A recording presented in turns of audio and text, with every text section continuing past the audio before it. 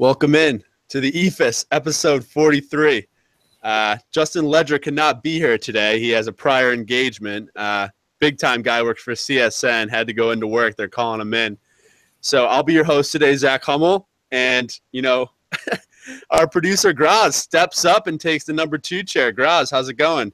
I'm feeling pretty good about this decision. It's what I was planning all along, actually. I described it as the Brady Bledsoe situation as, I feel like I will step in and kind of take over the show.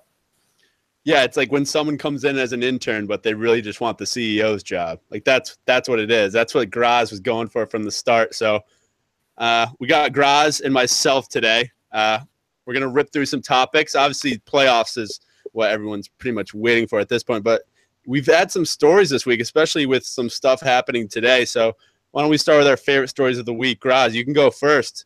Serenade us. Favorite story of the week, surprisingly, is a non-Yankee story, but it is coming from the AL Central. On Thursday night, one Francisco Lindor hit a big go-ahead, I believe it was a 3-run home run against the Angels. I'm checking that right now. Yeah. Oh, I'm sorry, 2-run home run. And after he hit the home run, he turned around and trash-talked Maldonado, the catcher for the Angels, and then, while circling the bases, stared him down the entire way. This is my favorite story for a very simple reason. Baseball needs more trash talk and more hatred, and I'm all in on this entire thing. It's why I watched baseball when I was little with the Yankees and Red Sox doing this kind of stuff. And just to see someone that is known as like Mr. Smile, this big happy guy, going in and just absolutely going in on someone after hitting a dinger to help his team win, I am absolutely in on Francisco Lindor. Yeah, Lindor can do whatever he wants. I mean, he's been unreal this past week and the past couple weeks. And, that makes me think, where is this Lindor Maldonado stuff coming from? Like, did someone cheat on someone's girlfriend or what's going on there? There's more to that story. That doesn't just happen out of the blue, 2 random guys like that. Especially with it not being in the division. Like, when you play someone 18, 19 times a year, usually you get a feel for that kind of people. But being teams that only play, 6 times a year? I'm shocked by that, the level of jawing. Not to mention he gave some words of encouragement on the way out, too. So I'm all in. All right, so my favorite story of the week, it is about my favorite team, the Boston Red Sox. They're 9-1 in their past 10 games. They're hot right now. Love to see them shaping into form in this part of the season. This is what Red Sox fans have been waiting for all year. They're having a bunch of comeback wins. They're really the never say die kids. I don't want to cry foul, but this team is on a tear right now. I know me and Justin, I think you too, Graz, were sort of shaky on the Red Sox playoff hopes, but this gives me some hope going into the playoffs. They're hot. Their pitching is good. They're coming back in games. They're hitting, having timely hits. They swept the Reds, who aren't good, but still, that's the teams you have to beat on your schedule, and they did. So looks like they're probably going to wrap up the AL East. Sorry to the Yankees, but Boston's been on a tear. Do you have any takes on the AL East, how it's shaking out here? I'm surprised how well Boston has played. I mean, they are playing, the best competition. The Orioles just fell off the planet. They went into that Yankee series, got swept, and then they almost got swept, and then Boston comes in and just annihilates their pitching. No one can pitch on that team. But I'm surprised about how good this Red Sox team is because, in all honesty, no one in that Red Sox lineup scares me where I think they can change a game with one pitch. You know what I mean? But there just always seems to be someone on base. There always seems to be someone running. They've been stealing way more bases than they're used to. And then everyone's sexy boyfriend, Andrew Benintendi, seems to get a hit whenever they need it all the time. He's got that big poppy in him. Yeah, definitely a clutch guy. Devers had a good series in Cincinnati, so it's good to have. He's only 20, and he's, playing like a veteran. So speaking of the Red Sox, we'll go into our first topic. We usually cover some injuries, but I think me and Graz agree there hasn't been any huge injuries. I mean, Bryce Harper's making a good comeback for the Nationals, so looks like he'll be healthy for the playoffs. Thor Syndergaard for the Mets came back and pitched 1 inning, which made no sense to me, and I think everyone in baseball. So there's some guys coming back that really aren't involved in the playoff race, so we don't really care about them. So we'll start with Chris Sale this week. In his start, he got over – actually, he's right at the 300 strikeout mark. Just an unbelievable season for Chris Sale. He had a little rough patch here in September and late August. I think we all expected that since he's kind of followed that trend every year. I think we said in the last podcast, I would take Kluber over him right now for the Cy Young. And I'm obviously a Red Sox fan. I just feel like Kluber's been unreal. Graz, who do you have for your AL Cy Young out of Sale and Kluber right now if you had to vote? I got to go Kluber. He came up big in that big streak that they had. And I just feel like he's been doing more lately. But that's also not a knock on Sale. It's just Kluber's been like A+, and Sale's been an A. And you will have to remember, like, there's a couple little starts in September where he was a little rocky. And the funny thing about rocky Sale starts are, like, he still goes like 7 innings, strikes out 10. He just gives up 3 or 4 runs instead of none, which is ridiculous anyway. But I got to go Kluber, then Sale, and then Severino. Never forget, Severino's going to pitch an excellent wild card game too. Yeah, we'll see about that. I would also go Kluber here. Sale, obviously, I mean, he leads the MLB in innings, so he's been an innings eater too, which the Red Sox needed. But, yeah, definitely going to be the ace for the Red Sox. And if we want any chance of success going into the playoffs, we're going to need him, to go far. Another story this week, Pat Neshek, who I believe is a reliever for the Rockies. He got traded at the deadline. He's sort of been bitching to the media about how Zach Greinke won't sign autographs. This story sort of came out of left field. I think Neshek, he's thinking, Greinke's a star. I know Greinke's had problems with sort of social anxiety in the past. He's had some issues with that. So I don't know if this stems from that, but Neshek just goes on and rips Zach Greinke in the media. I don't really get it. It's all up to the players whether they want to sign autographs. I feel like every time I go to a game, I see players and I'm like, why are they signing all these autographs? Obviously, they want to be great role models and sort of build their brand, but I would be so tired of that. I just want to focus on the game. So I really don't have a problem with Zach Greinke really telling Pat Neshek to kick rocks with an autograph request. Like, you're in the major leagues, dude. You don't just because you give me an autograph request doesn't mean I'm going to do it, especially in a rival division. What do you have on this story, Graz?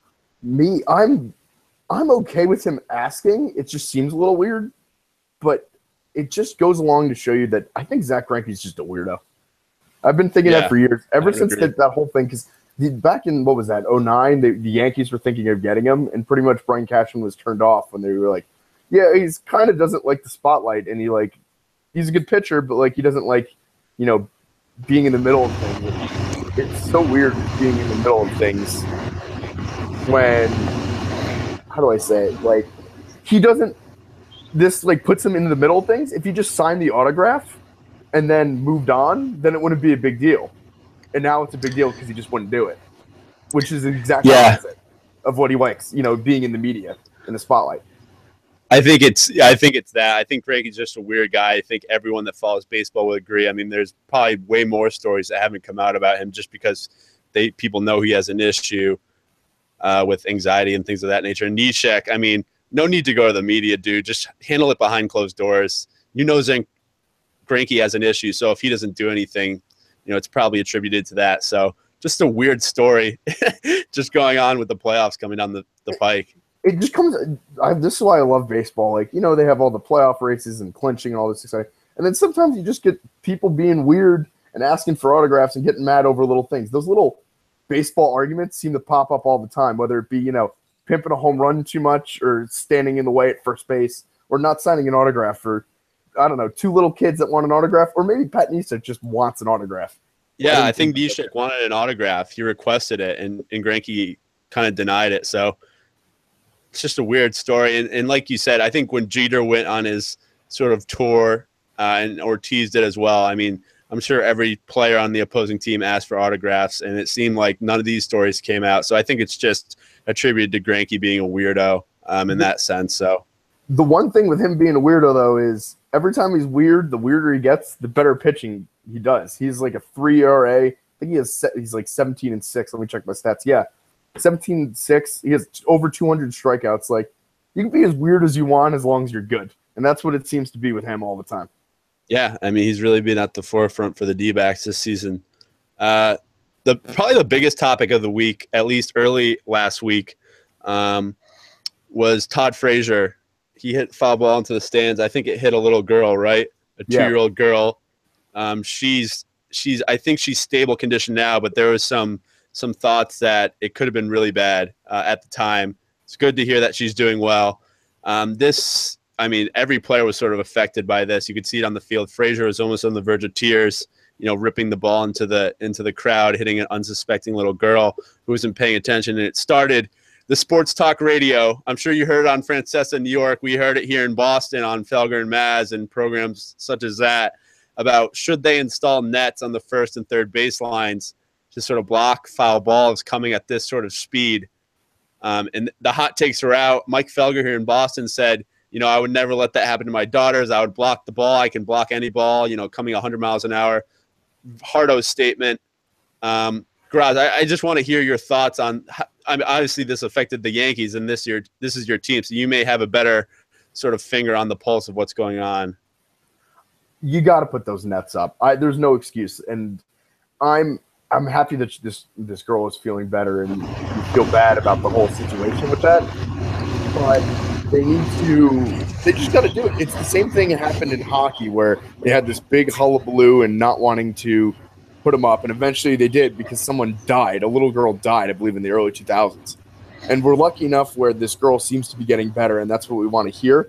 But maybe this is the big shock that they need to get these nets up. There's no point in risking people's lives at a baseball game. There's enough danger out there in the world. That's my thing. It's like, what is it going to take? It's going to take someone probably dying for them to make this change, right?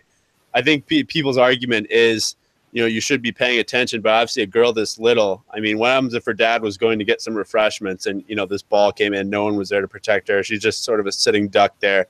And I know people have made the argument, it obstructs the view, which I do agree with. I don't like looking through the game through a net, but if it protects a little kid from dying, I'm gonna bode to that point and not, have to argue about blocking my sight of vision if it can save someone's life. And actually, I've had this really affect my family. My uncle was at a Red Sox game, and George Springer fouled off a ball and his bat shattered, and one of the shards of the bat went into his seats, right near the third baseline between home plate, cut his whole head open. He had to go to Mass General, and the Red Sox were great to him.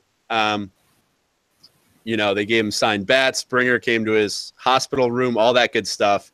So it's just he was on his cell phone though, so he was looking down when that happened. But people are on their cell phone nowadays, I guess. Yeah, okay, so your boy Felger could say, "Oh, I can make that play no matter what." You're not going to check your phone every once in a while. It could happen in a blink of an eye. And I know, I pay attention more than probably most people do at baseball just because I like the sport so much. But even I occasionally, look down at my phone, or maybe I'm eating, a hot dog or something, and I don't have my hands up. You got to take this out of the equation because it almost ruined that entire family's life. Yeah. There's no reason why it shouldn't be a thing. And I can only imagine if Todd Frazier had that on his hands that he killed someone from a foul ball. I mean, how could he live with himself after that? Yeah, literally, Todd Frazier might be the happiest person ever. I can't imagine that would ruin everything about him. Every good aspect about him, including his 216 batting average. Get excited. I think the Eephus Pod official take is that we want the nets to come up because no life is worth obstructing a view in that sense. So that's the official statement from the Ledge podcast on that sense. Next story, Brad Ausmus, obviously the Tigers manager. Sort of a weird announcement here. They didn't wait till the end of the season to sort of fire him. I think they have too much respect for him as a player and what he's done as a manager, which is not a lot, so I don't really get it. But they announced that he won't be coming back next year as the Tigers manager. Didn't really come as a shock. The Tigers had that good run when they had the core of, Cabrera, Victor Martinez, Justin Upton, when they had Verlander at his best. They made some runs.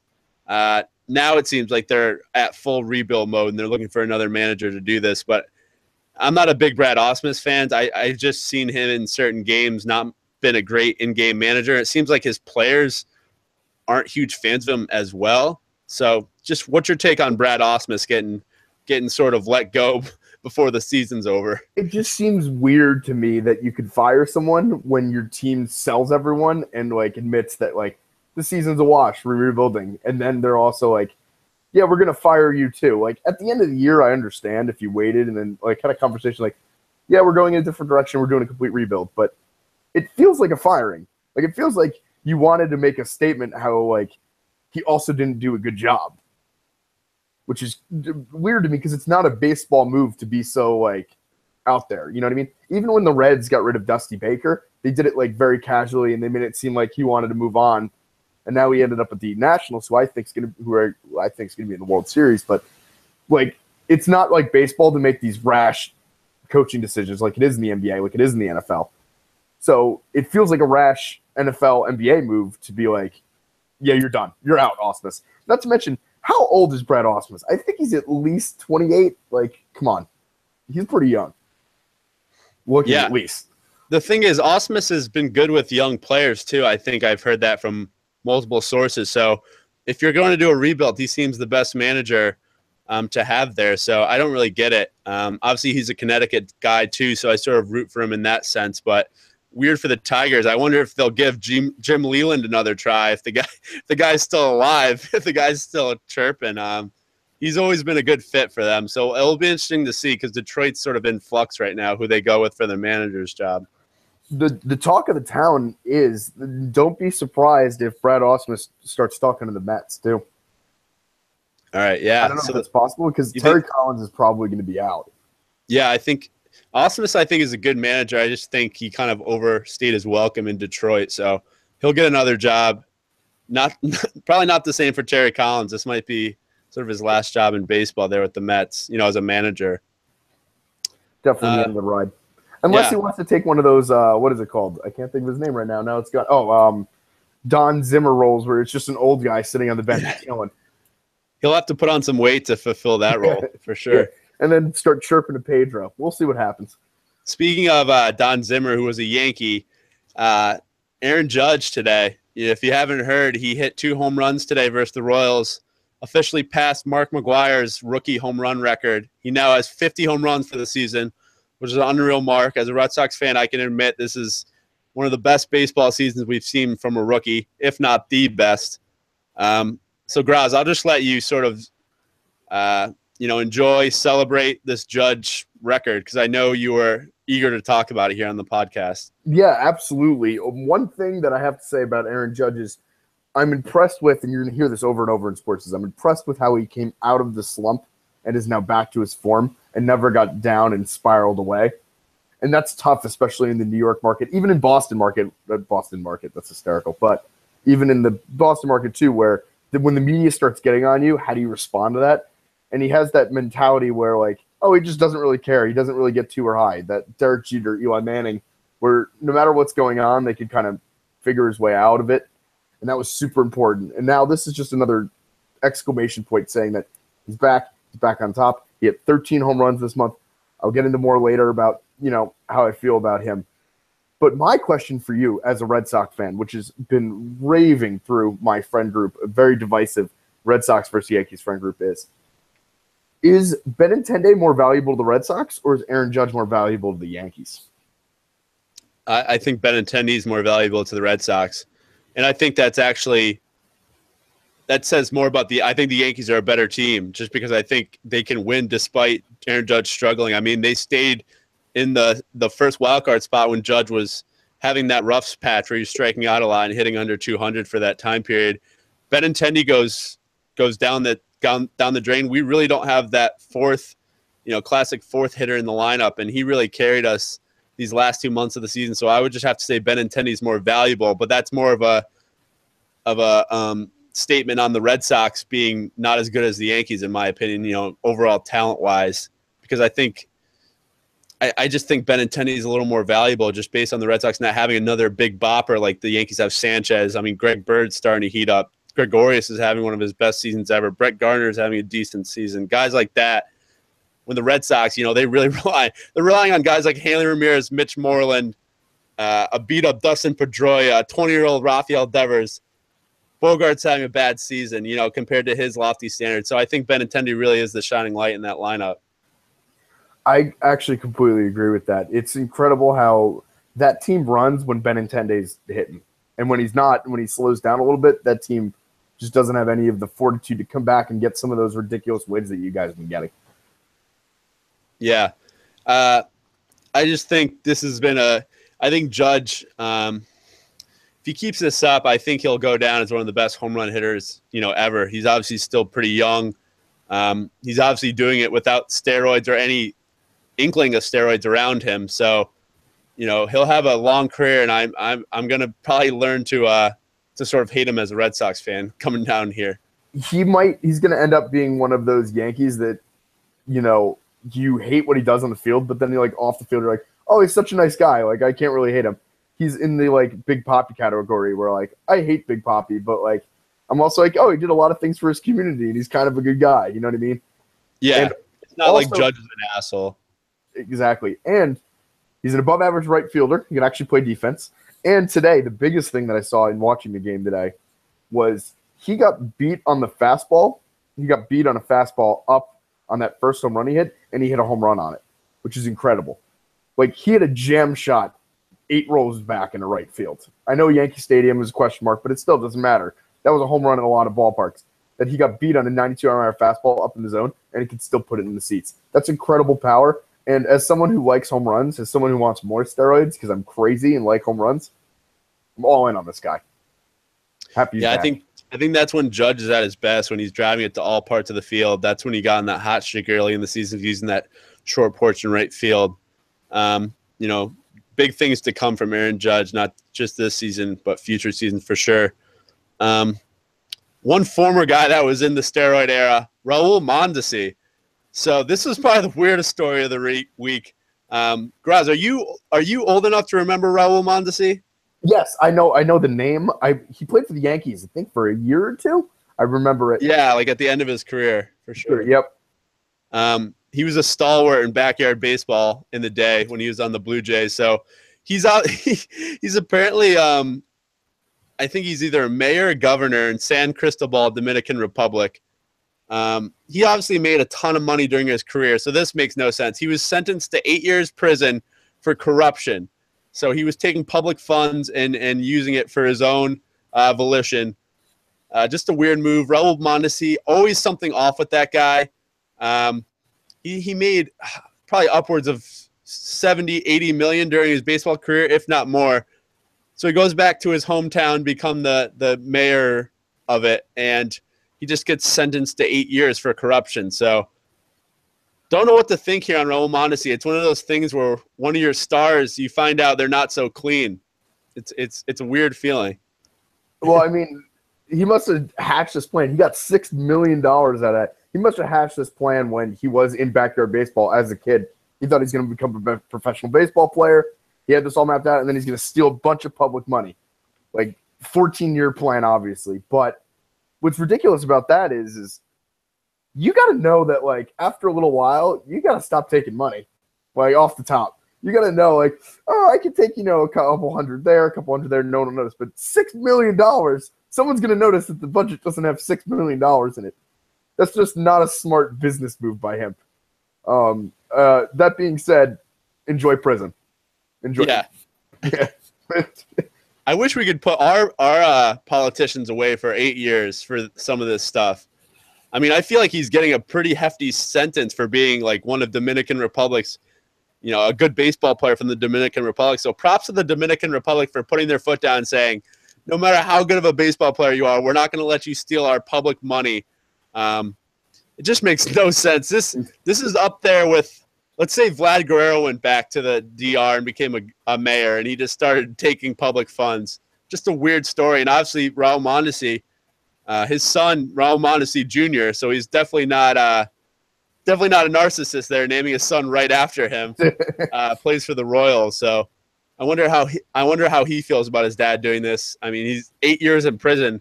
I can't imagine the Dominican prisons are that great to be in. From that sense. No. Also, the best thing is, so I was trying to research this topic beforehand. Yeah, I'm up on it. I'm researching. And I Googled it, and I found a bunch of articles of Royals fans screaming that they had to bring up Raul Mondesi Jr. So he's supposed to be the next big prospect in that Royals system. And we might see things from him, especially if they lose Hosmer and Moustakas in free agency. So that's your Royals wrap-up. You didn't expect that. Yeah, I mean, you got Raul Mondesi Jr. and you got I think Vlad Guerrero Jr. too, who's one of the top prospects in baseball. So that makes me feel very old when these guys you watch growing up, their sons are starting to come up in baseball. But that's too bad for Raul Mondesi. Probably a decent guy, just got in with the wrong people, which happens sometimes. Next topic. So Oakland A's, Matt Olson. This story went under the radar to me just because no one really cares what the Oakland A's are doing. They have Chris Davis on their team, who's third in the MLB in home runs, and no one's really talking about it. They also have another home run hitter, this guy, Matt Olson, big first baseman for them, has been a top prospect in baseball the past couple of years, struggled when he comes up to the majors. This year he came up. He had 23 home runs in 55 games, which I feel like this is happening more and more. Baseball people are coming up and hitting all these home runs in a short amount of time. I mean, it happened to Judge, Bellinger, Matt Olson, Rhys Hoskins. All these guys are just hitting dingers right when they come up to the majors. And this past week, he hit he had 5 straight games with a home run, which is, to me, that's more impressive than hitting 3 in a game, just because you're facing different pitchers every night. You could have a bad matchup every night, but you hit 5 straight games, you hit a home run, which is just unreal to me. I think that's a very impressive feat by Matt Olson. So, Graz, what do you got on this? I'm all in. Beautiful, beautiful swing. Have you seen this swing? The Red Sox just played the A's, so he probably hit a couple in that series too. But beautiful left-handed swing, everything you want in a player. And Billy Beane's all in on this guy, which means he's probably going to trade him for prospects in a year or two. So you never know. Red Sox, Yankees, get excited. He could be leaving soon, but man, hitting home run in 5 straight games, that's unbelievable. I don't understand how you could transition. So they talk about getting to the show all the time and being, a tough pitching's tougher. They could build matchups and stuff. And these kids, Rhys Hoskins, you mentioned it, just come up, Matt Olson, and just hit the ball out of the ballpark. But it's all a product of what kids are doing, these sabermetrics, these new ideas where you build your launch angle, and home runs are just so much more important. So I don't think this will ever stop, and Matt Olson is just another name that we're going to hear about for this year. He's going to move on, and there's going to be 3 more names that come up out of nowhere and start hitting dingers. Yeah, I mean, he's 23, 6'5", 230, and like you said, guys, he's got a sweet lefty swing. He kind of has like a Sammy Sosa swing in that he keeps his hands out straight and just sort of comes through the zone so easily.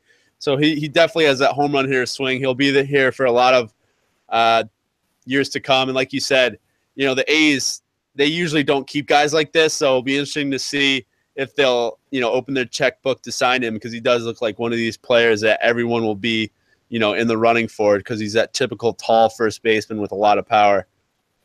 They've also, surprisingly, that this is what happens when you have a player hit that many home runs. The A's have also won 7 straight games, which, they always fly under the radar because no one ever knows what's going on. But if with him and Davis, as you said, that team's got some young talent they can start building around. And not to mention, they've got 2 of the Yankees' top 5 best prospects for Sonny Gray, and Kapralian and Fowler. So they if Billy Beane figures it out, maybe another 20-game win streaks in his future.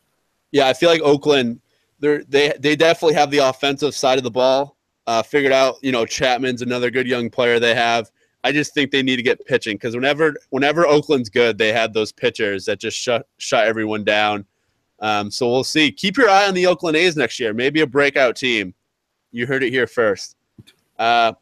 Speaking of Aaron Judge earlier, speaking of home runs, Giancarlo Stanton, he had a couple more this week. He's at 57, I believe, on the season. I think he's slowed down his pace significantly from what people thought he was going to get. I think teams are pitching him a little more carefully coming down the stretch, which makes sense. I think Justin had him getting 60-something home runs. I had him getting 56, so I think he's above my estimation. Just an unbelievable season from Giancarlo Stanton for a Marlins team that I think a lot of us had a little bit higher expectations for them, maybe fighting for that second wild card spot, and it really hasn't come to fruition. But Stanton's been a bright spot for them. I think this sort of propels him to, next year we're going to be really looking for him to double this up. I would look for a 60-plus home run season from him next year. So, Graz, what do you got on Giancarlo Stanton? He just hits line drives out of the ballpark, and it's absurd how that's a double. Nope, it's a home run. That's incredible. I don't know how that's happening. But he does, I know this is the big question that everyone has, he does have a chance to go in and hit a lot of home runs. They got a big 3-game series at Colorado. which is a big home run place. We know how the ball flies out of Coors Field. So he does have a chance to make it. My prediction at the beginning of the year was, later on in the year, was 59. He's right on tune to go for 59 home runs. But, man, he just keeps hitting the ball out of the ballpark. The thing is, though, I don't think he's your NL MVP. That's a pretty shocking take, even with 59 home runs, or 57 as it is. Yeah, like you mentioned, I think Judge hits those big towering home runs, and then Stan hits these line drives that, I mean, someone could get hurt out there if they're not paying attention. So it's fun to see two different guys, how they do it, two different ways. Judge used a little bit more of the ballpark. Stan's kind of a dead pull hitter in that sense, but great to see. Lone bright spot for the Marlins. We'll see what happens with him this offseason. I know there's been rumblings about trades and all that good stuff. Like you said, though, he's not really the NL MVP, which is interesting based on him having, the most home runs, the most RBIs and whatnot. I'm just always surprised by how he hits in that closed stance and how he gets his hands through the zone fast enough and how he yanks balls just everywhere to that left. Yeah, these guys just flick. These guys nowadays are just flicking the ball 350 feet like it's nothing, especially the opposite field. There was one last week where Stan hit a ball right down the right field line. It looked like it was a double, and it just got out of the ballpark. I mean, guys weren't doing that back when we were growing up. I mean, unless they're on steroids. So it's great to see that baseball players are now, they're working on their bodies, they're working on their strength. They're actually becoming like elite athletes in that sense that they're doing stuff that was really reserved for, NBA and NFL players where they do something athletic and you were like, holy shit, like I've never seen someone do that. And you're seeing more and more baseball players really do that. You see Trout in the outfield. You see guys at shortstop making unreal throws, diving catches. So it's great to see baseball becoming more of an athletic sport in that sense.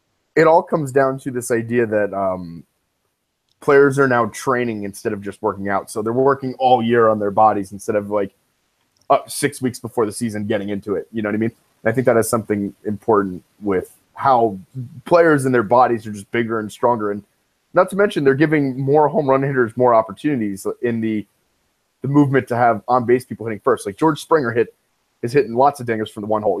They tried Schwarber in the leadoff hole too. So the more at-bats you get, the more home runs you'll see. Yeah, exactly. So let's move into our segments. I think we're doing a good job. Just throwing it out there without Justin. Yeah, we're moving along. We're moving the show along. We're keeping it on topic, bringing up some insights that the people listening might not know, which is what we try to do here on the Eephus pod. So our first segment is top 5 favorite moments or storylines of the 2017 regular season. This was tough for me because, the season is so long in baseball. It's tough to look back and remember some seminal moments that you'll remember. Obviously, we kind of take the season week by week here on the podcast, but we tried to wrap our brains for the top 5 storylines or our moments of the 2017 season. Graz, do you want to start with your 5th story? Yeah, I'll start with my 5th story. This one, big shout out to my Uncle Larry, who is in North Carolina but is a big Cincinnati Reds guy. Has been ever since the Big Red Machine. And no one's talking about it. This is like the underreported story I'm going with. Joey Votto is still incredibly good at baseball. And my storyline is just him continuing to carve out a Hall of Fame career out in Cincinnati. Right now, as of today, his stat line is .317 with 35 home runs, just under 100 RBIs, and his on base is .450, which is outrageous to me. So always finding ways to get those tough walks, hit the ball all over the ballpark, doubles, triples, and home runs. Joey Votto, always a good time when you get out to the ballpark and get to see Joey Votto do his thing. Yeah, Canadian too, which is interesting. Probably the best Canadian ever, right? We could probably safely say that. Yeah, he's better than Morneau. And then I'm trying to think of more of them. That's about it. Yeah. That's about it. I think Votto's it. He's one of these guys you'll look back on and be like, if he just didn't play in Cincinnati, he would have been so much bigger of a star. But he's 34. He's on the back nine of his career, but he's still putting up great numbers, like you said. My uncle will always remind me, too, that they would have won the World Series in 2012 if they didn't lose that big Game 3 in San Francisco. So that would have helped out with his starhood, too. But, yeah, Joey Votto is dope. And he also gets into it with fans, and he's just kind of crazy. And he has my favorite baseball quote of all time, which is, "If I don't swing at it, it's not a strike." Yeah, that's pompous. I like that. That's arrogant as it gets. My fifth storyline, it's more of an overarching storyline. It's mound charges, or charging the mound. We had Harper and Strickland earlier in the season, which was sort of a dud fight, but there were some funny moments on Harper throwing the helmet at Strickland, Harper missing with a haymaker, and then Samardzija and Michael Morris sort of knocking each other out, running in to try to protect Strickland, which was funny.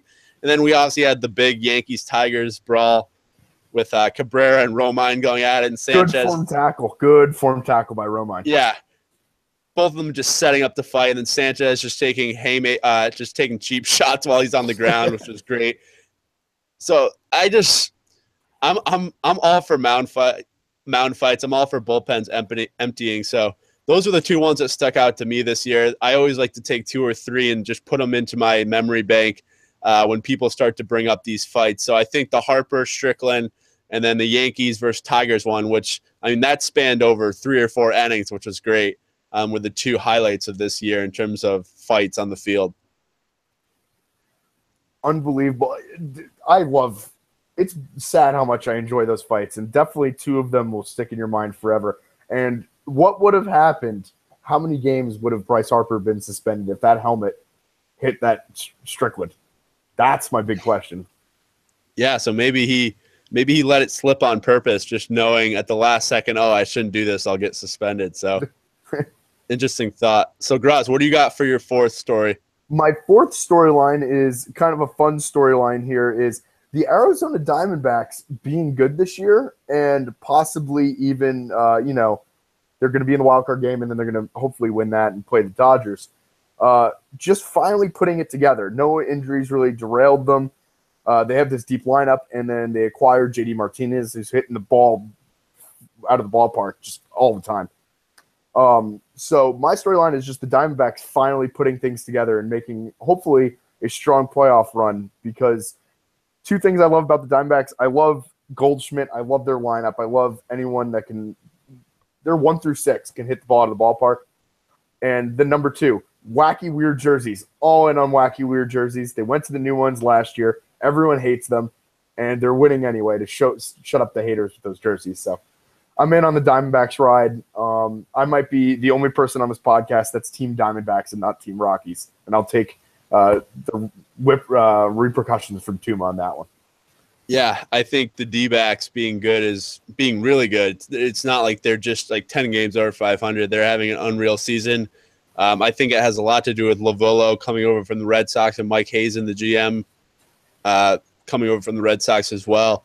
I think culture was a big problem with them. And like you said, them rocking their throwback jerseys. I mean, those Diamondback throwback jerseys are one of the best jerseys I've seen. You know, they'll always hold a special place in my heart because I watched them beat the Yankees in those jerseys. So that hurt. I like the new ones too. I'm all in on just, I don't know, those weird gray, and then they have like for some reason they blue and yeah. They used to be jerseys. They used to be crazier, but they sort of toned it down a little bit. Yeah.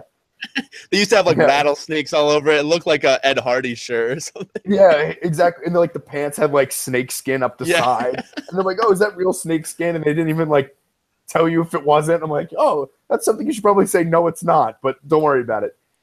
But yeah, and Paul Goldschmidt should win the MVP. I'm all in on that. Like Arenado is good too, but that man deserves an MVP. He does everything for that team. Everything and things you don't even think about. He's like 3rd on the team in stolen bases too. Like he knows what he's up. I'm in. Yeah, and another guy that they picked up, I mean, JD Martinez has been red hot since they picked him up. I mean, he hits a home run almost every game. Unreal power. Added another huge bat to that middle of the order. So the D-backs have definitely been a good story there. My number 4 story, it's sort of more of a negative story. Coming down the stretch here, I was looking at the standings, doing a bit of research on the podcast, and I noticed that a lot of the division races have sort of sucked this year. They sort of sucked the last couple of years. You know, the Red Sox, they have a 4.5-game lead. Cleveland, 16-game lead. Houston, 18-game lead. Washington, 21-game lead. Cubs, 5.5-game lead. And then the Dodgers have a 9-game lead. I like to see these coming down the stretch because you get obviously we get playoff baseball into October, but I like to get this taste of playoff baseball in late September, and you're not getting that because no one has anything to play for in these playoff spots. The only real playoff spot that's up for grabs is pretty much the second wild card in the NL between the Rockies, the Brewers, and the Cardinals. But other than that, there's a lot of races that are, if not clinched already, are pretty much over, in the next game or so. So I think it's just been a bad year for exciting divisional races, which I like to see because those head-to-head matchups really matter down the stretch. So I just think I'm not sure what needs to be done here, but there's not a lot of parity in each division because the top teams are pretty much running away with it everywhere we look. It's definitely a problem, but the one thing that I do trying to get you back on track and get you excited is the 4 best teams hopefully will be able to play in the playoffs, and the playoffs I think are going to be very, very competitive this year. It's not going to be one of those years where, there's one team that, like the 98 Yankees or, you know what I mean, where one team will just run away with it. Yes, I think the Indians are one of the better teams, and I think the Dodgers are one of the better teams, but it'll be very interesting. Like I could sell you on that Astros Red Sox series, even though I'm, Yankees fan and want the Red Sox to lose. Like, it's still a compelling series. There's stars on both sides, so try to get you excited about that. But definitely, the playoff races are kind of boring. This week for both the Yankees and the Red Sox is kind of pointless. Like, I watched the game today, and I'm like, I was hoping for Aaron Judge to be, break the record this week, and now that he already did, I don't know if I'm going to watch the series against the Rays. There's nothing to. Yeah, I mean, you have Blue Jays, Red Sox, you have Yankees, Royals, and there's only one team in those matchups that really have anything to play for. So in the beginning of the season, you probably would have pegged those two series as being huge. So just something I've noticed, and like you said, I'm sure we'll see great competition here in the playoffs. So I'll look forward to that. Absolutely. I'm moving on. Also, do not sleep on that Diamondback Dodgers series. That's going to be dope, especially when the Diamondbacks win it. You heard it here first. Just throwing that out there. Okay, moving on. Third storyline has to be, for me, the Indians winning that win streak they went on. Incredible. You won't see anything like it, for years and years and years. To me, they hold the record. The New York Giants had a tie in between their win streaks, so it's the greatest win streak we'll ever see. And it's one of those records that I never thought we would get to see broken for most of my life, and I was happy to see be a part of it. And not to mention with a team that I don't hate. There's nothing about the Indians I don't like until we have to face them in the postseason, and I start hating them. But everyone on that team contributed to it, and Jose Ramirez is the most underrated player in baseball. And I was just happy to see it. And it's a city that needs a little love, especially when LeBron leaves in a couple months. So, yeah, I actually had that one further up my list. I'll get to it later. But, yeah, there's an unbelievable streak, especially in this day and age when there's specialty relievers. If someone pitches their ace against you, there's so many factors that could go either way, especially in baseball. I mean, every day, like you're lucky if you take 2 out of 3 from a terrible team in this baseball. And the fact that the Indians won 22 straight, I know the competition wasn't great, but it's definitely impressive. My number 3 story, Graz, you kind of mentioned it earlier. I'll loop it in. D-backs and Rockies. These kind of went from 2 dud teams last year to 2 good teams this year. There'll be 2 playoff teams most likely. Obviously, we're huge Rockies guys here, but we can appreciate the Diamondbacks being a great team as well. We like the storyline of a team, everyone really counted them out before the season starts, and they go and make the playoffs, maybe go on a little bit of a run. The Rockies are definitely struggling, limping to the finish line. The D-backs have been strong sort of the whole second half of the season, so we'll see how that goes. But the NL West as a whole has been really strong this year. Good to see. And who would have thunk it, the Giants being in last place in the NL West after they've sort of been the strong team in that division the last couple of years, winning World Series and whatnot. So I think the NL West as a whole has been a positive story this year in that the 3 teams that sort of took a beating for a long time, not really the Dodgers, but the D-backs and Rockies sort of flipped the tables and are taking it to the Dodgers and the Giants this year. And surprisingly enough, the Padres have been playing above 500 baseball in the second half as well. Yeah. They've actually been playing a little better too, and it's been really fun, especially because we're going to get most likely if the Brewers fall off, which I'm expecting, an all NL West, NLDS. So that'll be very fun, whether it be the Rockies or the Diamondbacks that face the Dodgers, which is always good. I like when division rivals play early in the playoffs. It'll spark some interest, definitely. And as I said a couple minutes ago, I think the Diamondbacks are going to do it. I'm all in. Those weird uniforms of Paul Goldschmidt. I'm all in. All right, cool. What do you got for your number 2 story, Graz? Coming down the stretch here, these got to be the big stories of the year. The big story of the year, I kind of went slightly underrated stories of the year, if you didn't pick up on that. And the big underrated story is we talk about shortstops all the time, and these great young shortstops, and Correa and Lindor. And I'm taking a moment to appreciate the young and talented center fielders that have been coming into the MLB these days and making huge impacts, both offensively and even more importantly is playing in dynamite center field. I think I've seen more amazing catchers in center field than I've seen in 22 years of watching baseball in my life, whether it be Buxton finally figuring out, or Billy Hamilton doing crazy things, or Pilar, or Kiermaier, or any of these guys doing, or Zimmer for the Indians, making offensive plays when the team needs it, and then especially on the defensive end. Nothing gets people more excited than an amazing catch in the outfield. And these young center fielders are really, really making an impact that baseball is ready for. They need some athleticism. And I didn't even mention Bradley Jr., who makes, robs home runs from Aaron Judge. Billy Hamilton. I mean, every team, it seems like every team has an athletic center fielder who makes unbelievable catches. Adam Jones from the Orioles, another one. Every team has them. And I think this might be the golden era of defensive center fielders when we look back on it. I mean, you sort of had it in the 90s. You had Kenny Lofton, who was unreal, Ken Griffey Jr., but it really stopped at that. It was more about, you being a power hitter as a center fielder. But now it's more about, can you play defense? Can you save runs? I mean, Byron Buxton, I bet, saves – I'm sure there's a stat for this, but he saves so many runs just himself in center field, chasing down a double, keeping a guy to a single. I mean, all those guys that you listed did it. So I think that's a good mention, that the defense in center field has never been better, and the outfield as a whole as well. Yeah. The Yankees the only team without one. So yeah. So my second story, I think I mentioned it a couple podcasts ago, in that we had a bit of a home run race this year, which is good to see. Judge, Stanton, Bellinger obviously fell off, but he was there for the longest time. So I think we're getting back to those years where we're seeing the penultimate power hitters, year in and year out. We can really put them up against each other and see who gets more. I think Judge versus Stanton next year will be a great home run race to watch, since both of them kind of came onto the scene, and Stanton's had his best home run year ever, and Judge, obviously, as a rookie, can only go up from here in terms of his home run total. So I think that'll be definitely a 2018 story to watch, but it definitely set the stage here in 2017 with those guys hitting all the home runs this year. I always, with the home run race, it's always very important to me, and I don't know if it's crazy, is who's protecting, what the team does to protect that person in the lineup. And the Yankees are, obviously I'm biased, but the Yankees are set because they're going to put Sanchez behind him, and you have to pitch to one of them, you know what I mean? But I'm very interested to see what the Marlins do next year now that Stanton had this breakout 57 home run year, you know what I mean?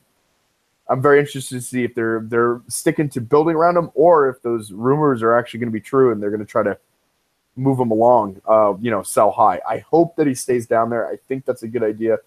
They need to build around something there. Him and D. Gordon, maybe. I don't know, but home run races will be very, very fun going forward.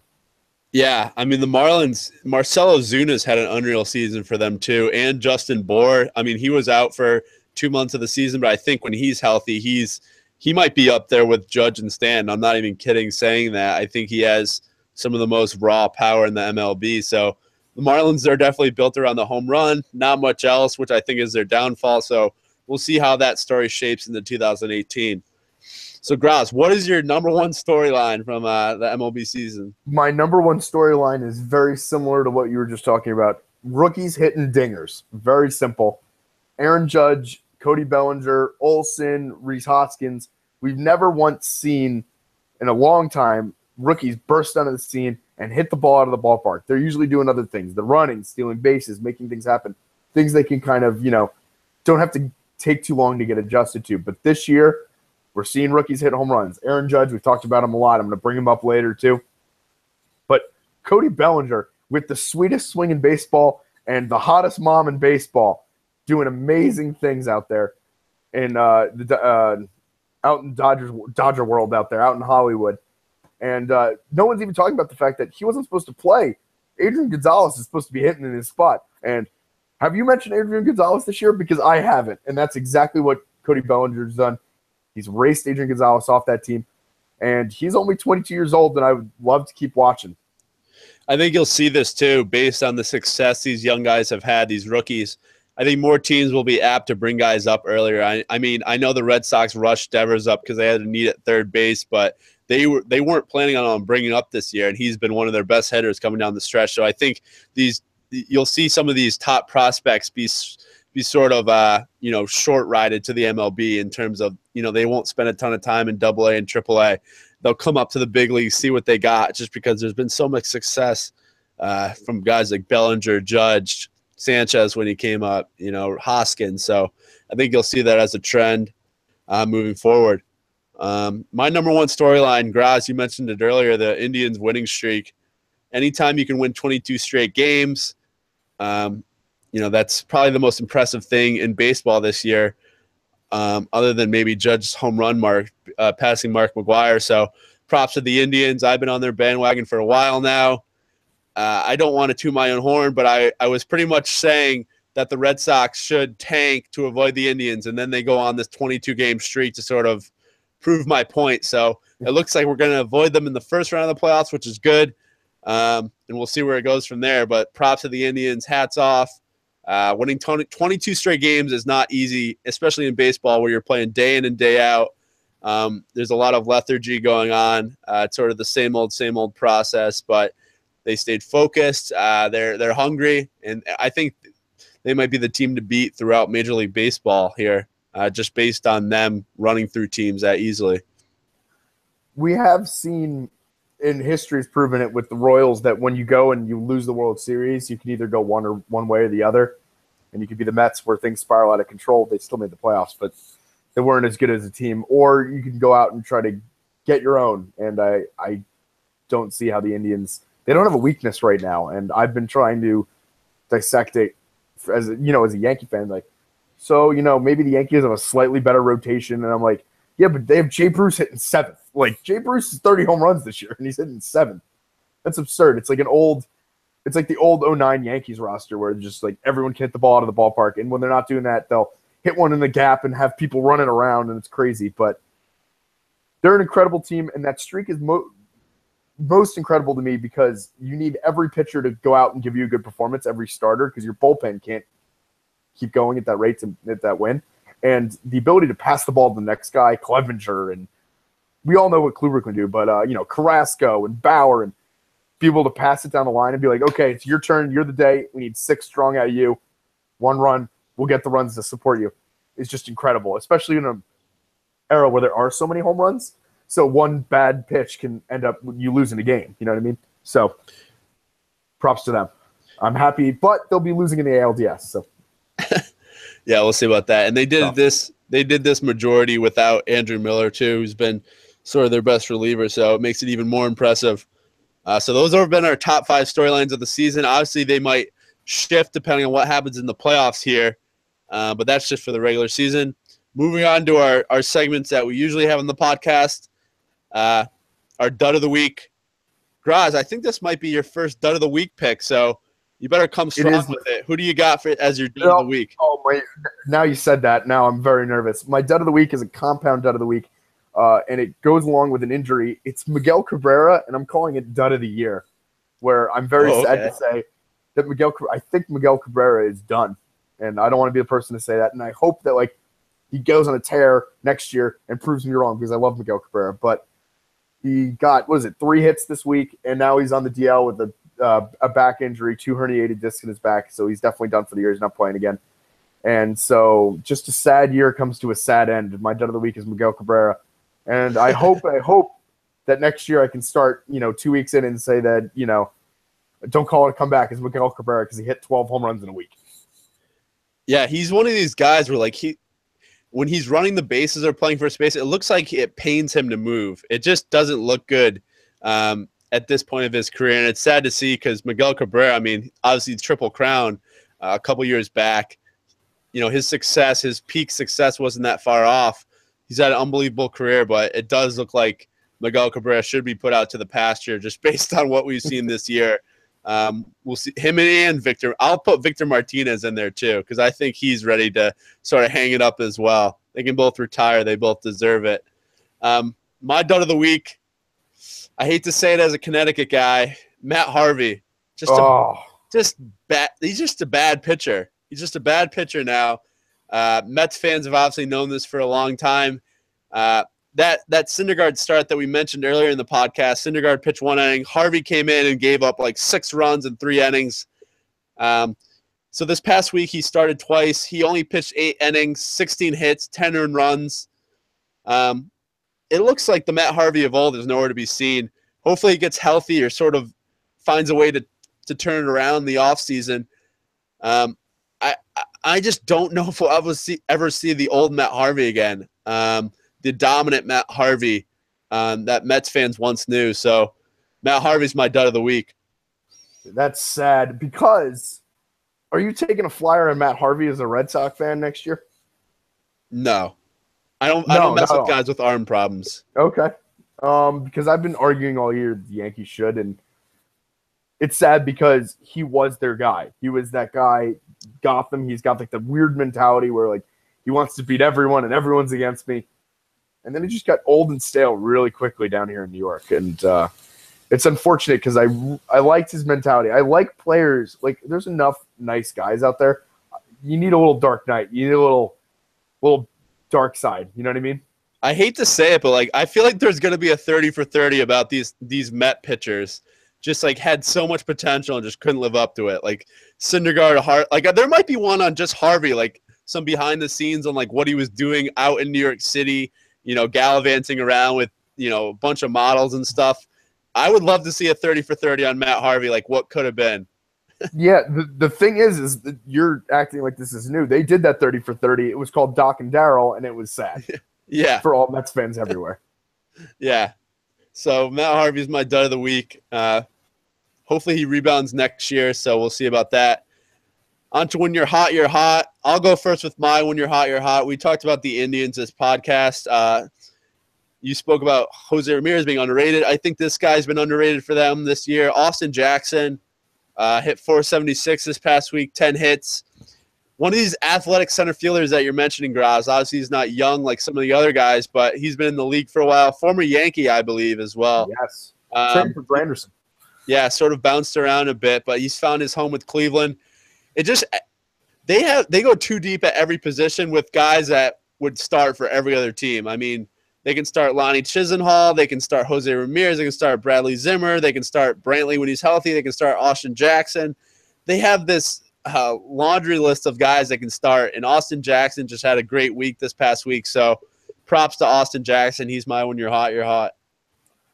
That's a good pick there, and I would still make that Granderson trade because Granderson was pretty good for the Yankees back then. My you're hot, very simple, very easy. Got to stick with Aaron Judge. Had the week of his life. Hit 9 home runs, I think, in the past couple days. I think it's up to 7 since Baltimore, if I'm adding correctly. Yeah. He had 2 home runs on Sunday, then has 2 home runs today. So that's 4 home runs in addition-wise because I couldn't add before. In the past 2 games, broke Mark McGuire's record today, which I thought it would take him the whole week to break. And the man is out of his slump. He's got a hit in every game in the past 6 games, and multi-hit games in 4 of them. Guy is just on fire again, and that's exactly what me and other Yankee fans want going into a postseason series where you're going to have to try to beat Cleveland because I don't know how we're going to do it. Yeah, you're going to have to outscore them. You're going to need offense. I think you guys are pretty safe versus the Twins in that wild card game because the Twins have no pitching. The Yankees will probably beat them 10-6, 10-7.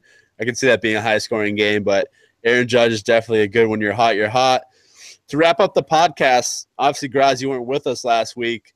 We'd like to wrap it up with one last thing with Graz. So, Graz, what is that one last thing that's sort of been irking you? It can be baseball related. It can be anything else related. What is that one last thing? Anything else related? I wasn't prepared for that. I have a baseball related comment. If I hear from Yankees fans that they want CC Sabathia throwing that wild card game again, I'm going to lose my fucking mind. Are they saying that?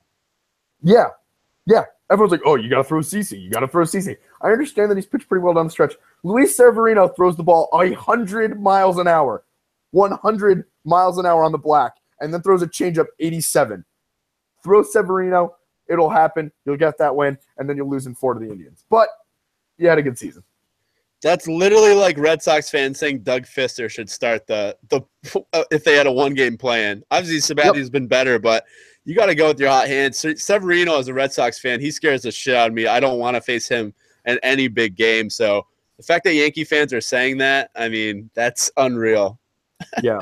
Oh, and your random, thing to not go long. One more last thing. I get 2 of them now because the new host because Justin is gone forever. Yeah. Don't tell him. Watch American Vandal. It's dope. I watched the whole thing in a day. Is that on Netflix? No, on Netflix. Yeah, recommendation. I'm not going to tell you about it. Just watch it, and then we'll talk about it next time. All right, so maybe we'll start an American Vandals podcast, sort of going through the episodes. We'll see how that goes. I think that's it. Follow us on Twitter, Eephus Pod. Posted the Judge home run. We're going to be posting highlights throughout the playoffs. We're going to get more active on the Facebook and Instagram, getting those videos up there. Subscribe on iTunes, write us a review. For episode 43, I'm Zach. That's Graz. Peace, guys. Have a good night.